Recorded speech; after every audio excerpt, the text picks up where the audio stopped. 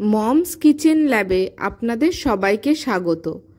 আজ আপনাদের সাথে শেয়ার করব অপূর্ব স্বাদের অভিনব একটি নিরামিষ পদ, চিড়ের ঘন্ট। শুনতে অদ্ভুত লাগলেও খেতে কিন্তু হয় অসাধারণ। অতিথি আপ্যায়নে নিরামিষ দিনে অবশ্যই বানিয়ে নিন এই চিড়ের ঘন্ট।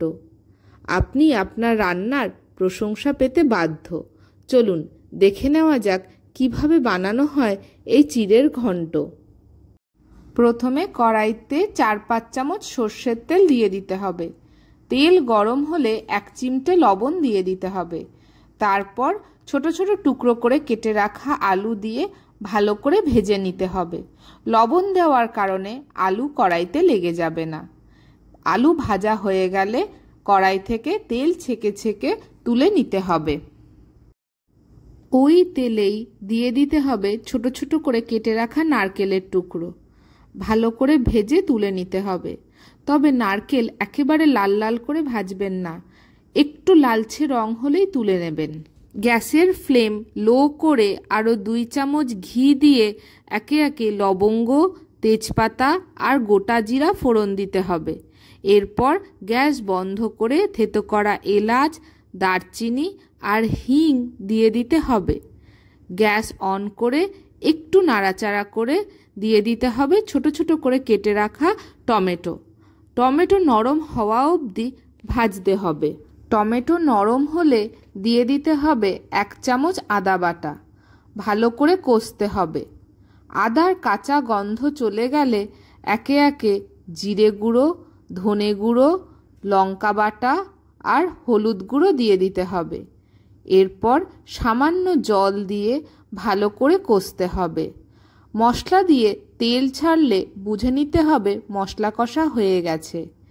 এরপর ঝেড়ে বেছে রাখা শুকনো চিড়ে মশলাতে দিয়ে দিতে হবে।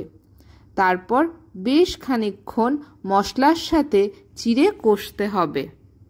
মিনিট 3 পর কষানো হয়ে গেলে দিয়ে দিতে হবে পরিমাণ মতন গরম জল। ভালো করে মিশিয়ে ফুটতে দিতে হবে। একটু ফুটে উঠলে দিয়ে দিতে হবে ভেজে রাখা আলু আর নারকেল।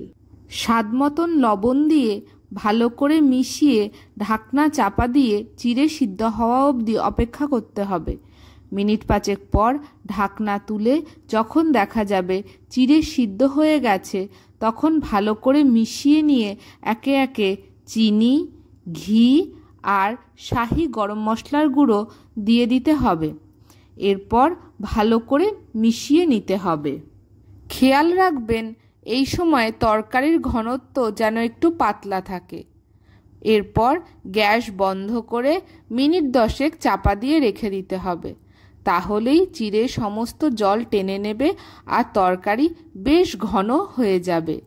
এরপর একটা সার্ভিং বোলে ঢেলে নিতে হবে। তৈরি হয়ে গেল চিড়ের ঘন্ট। গরম ভাত, রুটি, পরোটার সাথে পরিবেশন করুন সুস্বাদু এই চিড়ের ঘন্ট।